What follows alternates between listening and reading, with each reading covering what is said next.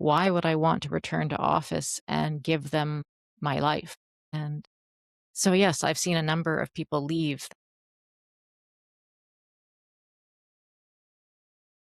that environment And as are they well. successful to get out of that under that, corporate pushback, I guess you can call it, that after the Yeah, COVID? you definitely take more risks because you are now dependent on finding your own clients, and you have to find your own health care because you're not on the company dime with that. But these are the trade-offs of going independent. Certainly you have more freedom, but you have more Responsibility. self-responsibility. Yeah, Yes, yeah, exactly. So it's like, do you want the golden handcuffs or do you want to take them off and hang up your shingle? So it's not easier necessarily, but it again, if it's more in alignment with your values, then at the end of the day, you don't mind that extra push to do things because it's following your own purpose that way.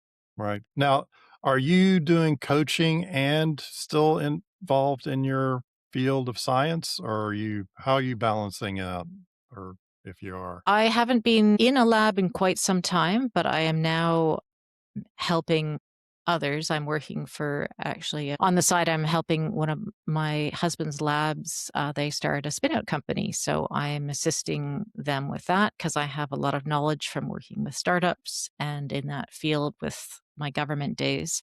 Right, So I still get my hands in, but I'm not the one physically running the experiments. But right. I just attended a talk on last week where, it was just again a scientific lab talk, but it was great to see the grad students asking questions. And, I had been that, and it was great to be surrounded again by that energy, even though I wasn't the one, sitting behind the microscope taking the pictures. But Right. yeah. So I would say there's definitely, and I've been asked to mentor many young scientists because, when they hear, I've worked in all these different fields in different ways, they're like, how did you get into that? I'm like, well, it looks linear now, but at the time it was just going to networking, talking to one person who led me to talking to the next person. Cause some of these jobs didn't exist. They were almost created through conversations. So yeah, I would say, I'm not doing the wet lab work anymore, but I'm Right. still very interested in cutting edge research.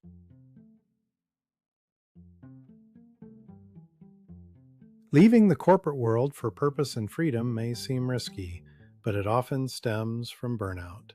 Lexi Reid, a former scientist turned wellness coach, shows that success is about aligning work with values. She shares how her science background provided insights into stress, burnout, and boundaries, revealing how stepping back can boost creativity and impact. The episode highlights proactive burnout management through self reflection, boundaries, and habits. Practical tools include assessing energy via visual exercises, trusting remote work, and using sabbaticals. Lexi combines art and science to help women in STEM find balance and purpose. Burnout affects many, but it also presents growth opportunities. Perfect for those feeling stuck or seeking meaningful change, her story proves that stepping off the treadmill is a strategic move toward fulfillment. Her insights encourage rethinking success to protect mental health, pursue creative outlets, and regain control. Tune in to learn how to navigate from burnout to balance with clarity and confidence. Boss, I'm your host, David Gambill. Our guest today is Lexi Reid. Please introduce yourself to the audience and share your backstory. Thank you, David. Welcome. I'm very happy to be here and thank you for the warm welcome. Yeah, so a little bit of a backstory. So, my background is in STEM, so science, technology, engineering, and math. I did the typical academic ladder. I did my bachelor's, my PhD, my postdoc, and I was working in plant molecular biology. So, early days of GMOs, which, puts a lot of people, I don't mean to sort of throw GMOs out there, but it is what we were working on, genetically modified organisms. And what people have to keep in mind is genetics is just a tool. You can do plant breeding the old fashioned way where you cross pollinate and, good old Gregor Mendel with his peas, figuring out all the traits. But, fast track, we were doing a lot of very cutting edge technology. And that was the environment I was working in. Very attention to detail. You have to keep everything sterile. You work in a flow hood. And yeah, it was a lot of very detailed work and you had to stay on top of things. And I found for myself after a while, I wasn't loving being in the lab doing the hands on research. So I migrated from the government lab I was in doing my fellowship, and I actually went to work for not for profit for a few years, learned the ins and outs of what research partnerships looked like. So, partnering companies to work with academics to do applied research projects. And from there, I jumped from doing the not for profit to the government side, which was where all the money was essentially, giving out the money to the future researchers. And so I helped read grant applications. I met with a lot of academics and CEOs, both sides of the coin, and help to facilitate these industrial partnerships to drive applied research. And from there, so I've gone from academic to government, not for profit,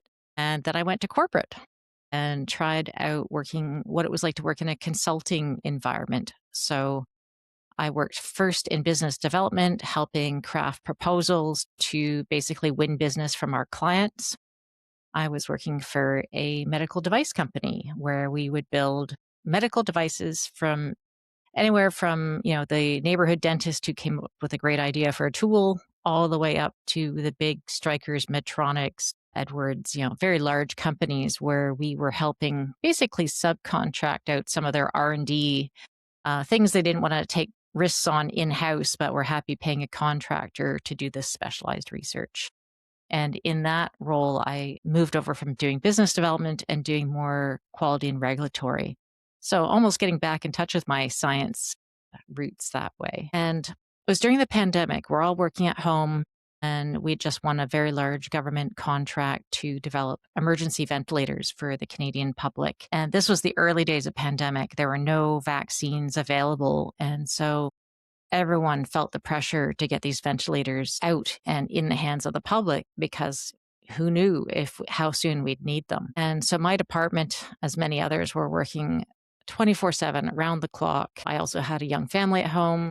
I had a son who just started high school, a daughter who just started middle school, and I experienced what I learned was burnout. At the time, I didn't realize what it was, and it was hard. I started not loving the work I was doing, which I used to feel very passionate. I found I was extremely short tempered, let's put it that way, easily triggered, I guess.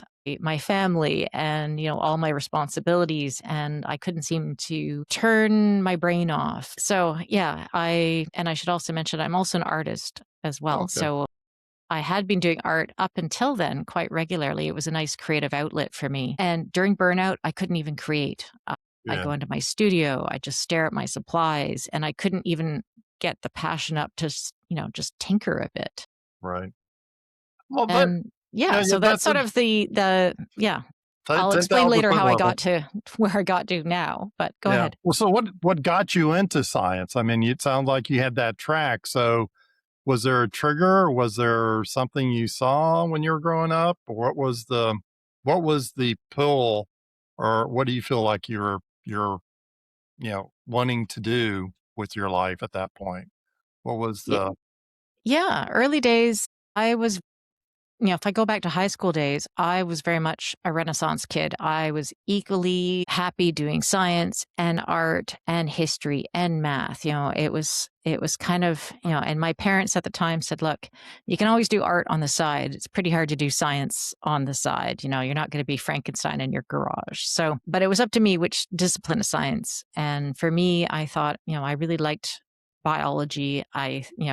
I'd done a little bit of chemistry and physics in high school, and there are aspects of chemistry I liked and some aspects of physics, but biology is what I really enjoyed. And so I went into that. And what got me into studying plant molecular biology was I have a very clear memory of probably a first year genetics lab. And in genetics, the first thing you learn is fruit flies and crossing fruit flies, and you select for red eyes or black eyes or short wings or long wings, and it's a lab. It's a very year long lab, and I just hated fruit flies. I hated the smell of the we used this stuff. It was like in the old days they used to use ether, and then they didn't want first year students playing with ether, so they developed this stuff called Flynap, and it was just an awful smell. It was sort of sickly sweet. It was Mm. anyway. Didn't want to work with fruit flies. Still loved the idea of genetics, and then we did a unit on plants, and I was like, oh, okay, this is where the whole Gregor Mendel with plant breeding, for me, that seemed very interesting to me. And yeah, that's what sort of segment. And then I learned about GMOs and, different things with accelerated traits, things making crops frost resistant, making things ripen, for the store so you could transport, a lot of very cool applications. And that's what I would say got me into studying plant biology. And yeah, there you go. So what would you feel like I know as far as a driver, or what was kind of the underlining, just just being able to do it? Or was it just something that that was you felt like your purpose is to go into genetics and going into GMO? Or is it just the fact of studying that? I mean, can you kind of describe that a little bit better? Or Sure. Yeah. Again, it was a summer lab course. It was, I think, third year. So between second and third year, a summer lab course. And so we got to put a lot of what we'd learned theory, how genes, you can mix genes up, you can put different things into them. And it was a hands-on. And my partner at the time, he was brilliant academically, but he was all thumbs when it came to the lab work. And that's where I learned I had actually a very good sense of how to pour a gel, how to load a gel, working with tiny little micromillimeters of microliters of fluid. And again, just being very meticulous. It's like cooking, right? There are people who could throw things together in the kitchen, but I was one who would follow the recipe and test it. And therefore, I could get things that were repeatable, which is what you want in science. You want to be able to repeat your work. right. And so I had a terrific partner who was great at all the theory, but he wasn't good on the hands-on stuff. And I learned that, the theory is great, but if you can't put it in practice in the lab, it kind of limits your future as a scientist that way. I mean, along those lines, and you sound like you've done the experimental, you've done the commercial, you've done the governmental. Can you kind of compare all three? And from a regulatory, what was you feel like your understanding of how that impacts, basically society? There was some kind of like mixed feelings with GMO, not necessarily in the US and Canada, but maybe in Europe. And so can you kind of tell us about any experience with that and how that kind of shaped your approach to how you did science? Yeah, actually, when I was going through my degrees, I was convinced I'd go and work at Monsanto in the US because it was the mecca for applied plant biology. And during my master's, my supervisor actually took a sabbatical to go work at Monsanto. And he was working on a technology they nicknamed the Project Terminator seeds because these were seeds that basically would grow a crop but would be sterile afterwards. And so, it was very much there were from a research point of view, it was very intriguing, but from a moral point of view, there was definitely some misgivings, let's put it that way, that, these seeds would essentially, if, what happens if they escape to the wild? Would they cross pollinate with, you know, their cousins in the wild and render Yeah, them sterile. sterile? Right. Right. Yeah.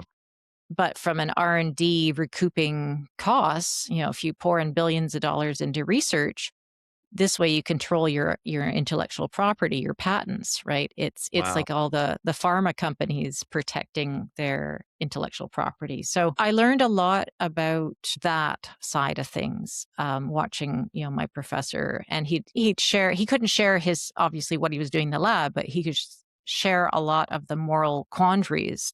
And certainly, I remember, yeah, there were huge protests in Europe. They were setting fire to crop fields, like test fields. There's a lot of things in the news where they'd like glue fish heads to bodies of corn cobs and call them frankenfoods. And there was a lot of hyperbole going on as well, too, and a bit of fear mongering. So, on one side you have the Monsantos, on the other side you have Greenpeace, but they're still tools, right? It all depends how you use the tool and your intent with it. And that it definitely it colored how I started looking for jobs afterwards, definitely. The fact that it had been such a rosy future for this, new technology, and then suddenly it was being, yeah, pilloried pretty much by all the media, and there was a huge backlash against products with it as well. We've certainly seen the labels no GMOs included, which is a bit of an irony because technically all the food we eat has been modified. It's just taken hundreds and thousands of years to be modified. Otherwise we'd be eating grass, right? So Exactly. Yeah, yeah. Well, we could go into labels and ingredients, and that's a whole different story. But along your lines, as far as how you progress from the science and the governmental, and then you trying to go out and into commercial. What shaped you into doing what you're doing today? As far as what is driving you to be, I guess, kind of a teacher at this point of what the best things, kind of a wellness coach. Can you kind of describe that transition to that? You said you kind of burned out because of COVID. yeah, well, I So didn't give up on it entirely, but I learned some new tools for myself. I guess that's the best way. And up until, I'd been a practicing artist, I produced works that were, you know, in juried judged and in galleries and so on. And all that kind of fell to the wayside. And I almost had to relearn what it was like to play again, like not put such high stakes on myself when I was being creative. I looked into art therapy, but I didn't like the way how art therapy was very focused on the past. It was very reactive. right, I like taking the wellness approach of being proactive and using creativity as more of a way of coaching positive mindset. And so I've tried to sort of marry that. And the women I work with are also in STEM typically. So they're high performers, they're quite type A. They're, often in a very male dominated field. So they're carrying a lot of this, what we call invisible labor stress going on. And so I've kind of come from bringing my science and my art and marrying them together to develop this creative wellness approach.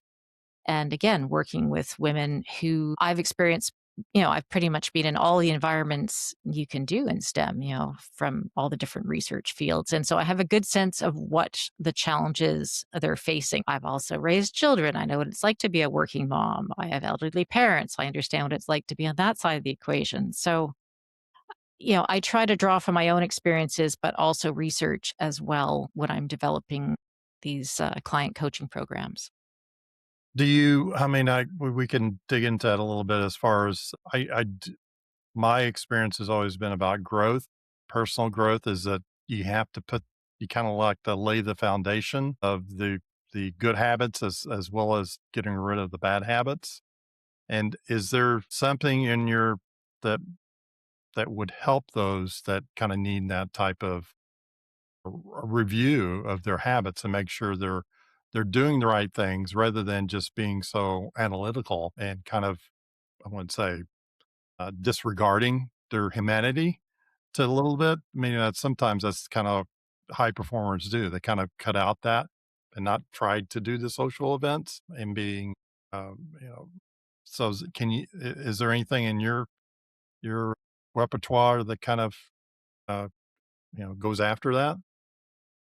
Well, definitely there's the whole point of a lot of coaching and self reflection is that taking time to actually think about your needs, which you're right. When you are on autopilot and just getting through the tasks, whether that's, sending the next email, going to the next meeting, picking up the kids, driving them, like there is much that we do without a lot of does this mean something? Thinking about what your purpose is. And so often when I'm starting to work with these women is we try to see where we're putting our effort, and where are the ways that you're doing too much or you're doing too much of the thing that, is just draining you? Is there a way to delegate that? Is there a way to set a boundary and say no to the next committee meeting that you've been volunteered to? Is there a way to ask for, asking your husband, would you mind making dinner, the next night? Cause I want to actually go out and do something for myself.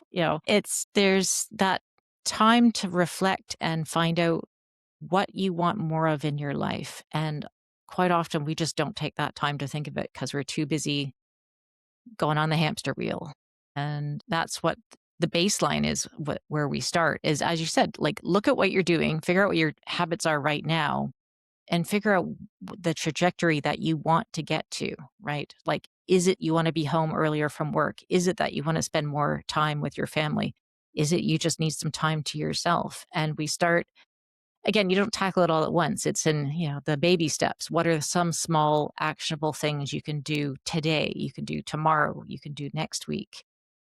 And with the creative aspect, well, we do simple exercises. One of them is called the battery. And, it's very easy. You draw basically a couple of rectangles and they may represent work and relationships and maybe it's self care. And you basically draw an indicator on that battery. How full is it? How depleted is it? And start making notes of what is depleting you. Is it too many meetings at work? Is it the fact that you're staying late? Is it you are, spending all your time running around on the weekend doing chores, and trying to figure out where your energy is going and ways to adjust it again gives you that very visible insight. It's like drawing a mind map. You're like, here's where my effort is going and here's how I'd like to change it. And a lot of it is just actually putting pen to paper and just seeing it in front of you and being able to talk about it, which is where the coaching part comes in. A lot of it comes down to discussion after we've gone through the activity as well.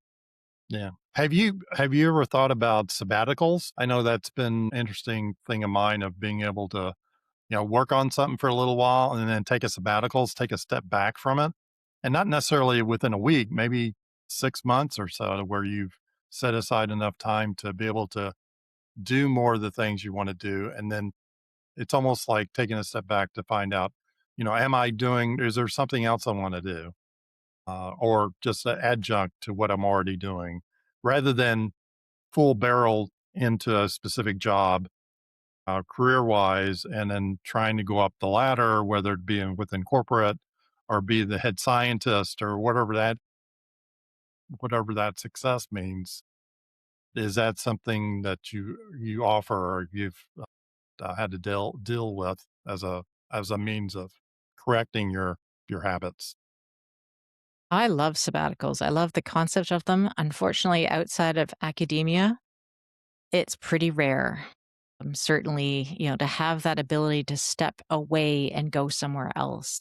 I remember my dad was a physicist and he took a sabbatical to Australia and worked in a lab there. And yeah, he said it was 6 months. And again, just that one being in a new environment, new people, new ideas. Like, yeah, he came back and he was just like sparking because he had Yeah, so many new. recharged, right? Exactly. Recharged. Yeah. So Yeah, I wish they had that for, government, they do secondments, but it's not usually quite the same. Secondments are almost usually the lateral step ladder to get a new promotion and things. Like a true sabbatical is very different than a secondment, I would say. And in corporate, I would say that doesn't even exist at all. Like corporate doesn't seem to build in much in the way of breaks well, for yeah, you you get that 3 way. if that in the US, you get 3 weeks possible depending on your seniority. I mean, I'm an engineer by trade, and it's like you almost have to force yourself out of it, but do you get off the treadmill, and does that hurt? You're always thinking about, does that hurt your career if somebody feels, "Oh, you took 6 months off. Why'd you do that?" type of thing, like, now you've been kind of shunned because you did it to your professional colleagues and stuff. It's not necessarily, it's not necessarily trying to do it yourself. It's also how do you get back into the swing of things if you just wanted to step away for 3 to 4 months and there's no job that's saying, "Oh, well, you can come back in 3 to 4 months." They typically don't go to that extreme. You barely get a week off or 2 weeks off, and they want you back, type Well, of thing. But certainly I've seen that firsthand. Well, and the big difference between Canada and the US as far as maternity leave goes, there is and a that's big not even difference there. taking a break for necessarily fun either. So, Yeah, we can get into that, but that's kind of a social issue, right? It's like, yes. and I've heard the term social contract, and I feel like it's almost like we need to redefine what that is, because having your career and actually living is two different things for a person, either me, either female or male. It's kind of like, well, if you want to spend time with your family, right? It's well, you just have to do weekends. Oh, that's not enough, right? Sometimes a lot of folks are just recovering from the week, depending on what they're doing, or they're still traveling somewhere, depending if they're traveling somewhere and they travel over the weekend, or they have to make themselves known that they can do things for the company, and you have to make that quote unquote commitment above and beyond your own family. And it's kind of like it kind of cuts across your set priorities. And a lot of times that's where I've come across that working with a company is not necessarily in your best interest. If you want to get ahead, if you just want to do the task, it's slim pickings as far as career wise and growth wise to be able to do that. So, do you have any suggestions for that kind of cross, almost like cross channeling between the two, between corporate and personal life, kind of that work, you say work life balance. Well, definitely it comes down to, obviously we can't necessarily pick and choose our jobs, depending on the fields you're in. But it is interesting you mentioned the social contract. So if we look to say some of the Nordic countries, they seem to have a much better, my husband went to Norway for a conference and he was just amazed at, again, there's a lot more balance between work and home there, and a quality of life there. You may not earn as high a salary. I guess maybe that's the other thing, is that that distribution of wealth is more equalized, it is more socialized. So you end up having free childcare and free tuition and less hours in the day at work and maybe longer vacations, but then obviously you don't have the big paychecks as well. So it's where we're putting our value, and if we value long hours and the big promotion and the big paycheck, then that's what's gonna continue to be pushed. If suddenly we put our, foot down and said, "No, I wanna go home at a normal hour and I want to have time," it's unless we put the value on that, as you said, the company's not going to put the value on it for us. No, I mean that's the rub, and the value we put on it is that business values your time in the office doing their thing, even though there has to be a balance and there has to be a condition. But I mean, I hate to use the word sacrifice, but I wouldn't necessarily want to sacrifice my life or my family for a business and success. So that's, I've heard those tales of folks, you know, that are trying to be a VP of engineering or VP of the division or VP of the company, putting a lot of effort and time into the company and not really having a life out of that. Right. And it's mind boggling that somebody would do that just because there must be a motive. I mean, there must be something driving them, but I would think there'd have to be still something in the community that there has to, a value set for that as well. And I Well, don't, I've yeah, certainly seen it play out after COVID. I've seen a number of what had been fully remote. Then they sort of did the adjustment to hybrid, and then it was a hard return to office, butts and seats. We don't believe you're working unless we physically see you in the office. And I've seen certainly a lot of women who, the hybrid worked for them. They got to be in the office and see their colleagues and catch up, but still had those hybrid moments of maybe I'm working at home and I can throw a load of laundry in and quickly go to the grocery store or something. And when it was the hard return to office, they were just like, they voted with their feet and they thought, no, I'm going to hang up my own shingle and work for myself, because at this point I've seen it works that way. Why would I want to return to office and give them my life? And so, yes, I've seen a number of people leave that environment And as are well. they successful to get out of that under that, corporate pushback, I guess you can call it, that after the Yeah, COVID? you definitely take more risks because you are now dependent on finding your own clients, and you have to find your own health care because you're not on the company dime with that. But these are the trade-offs of going independent. Certainly you have more freedom, but you have more Responsibility. self-responsibility. Yeah, Yes, sure. exactly. So it's like, do you want the golden handcuffs, or do you want to take them off and hang up your shingle? So it's not easier necessarily, but it again, if it's more in alignment with your values, then at the end of the day, you don't mind that extra push to do things because it's following your own purpose that way. Right. Now, are you doing coaching and still involved in your field of science, or are you how are you balancing it out?